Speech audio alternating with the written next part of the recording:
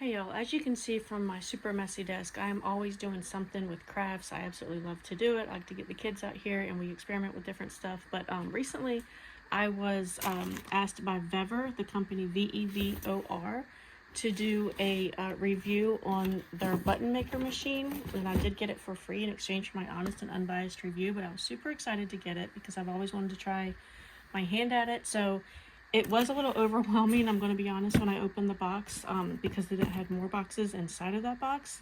So each one of these boxes I have figured out are different sizes. So you have 32 and then 58, and down there is 25. And those are just the things that you're going to put in the actual machine. So depending on what size button you want to make, you see there's one size, there's another size, and then there's the bigger one.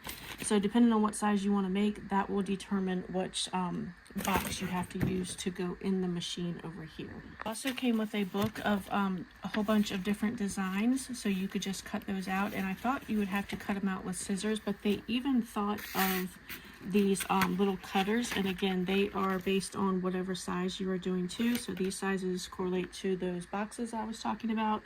They even came with extra blades in the cutters, so that was really cool. So the instructions are very well laid out. You know, it takes you step by step. So the first one was to take the upper mold, and it just kind of pops right in there. You just stick it up there.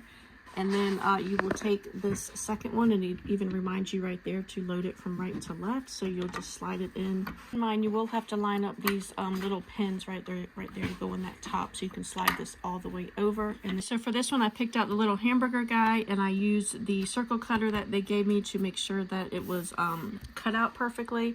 And then just like in the instructions say, it says to lay this in there first. So now I dropped the tin paper in there, and then I will put our design over top of that, and then I will put a piece of the transparent film on top of that.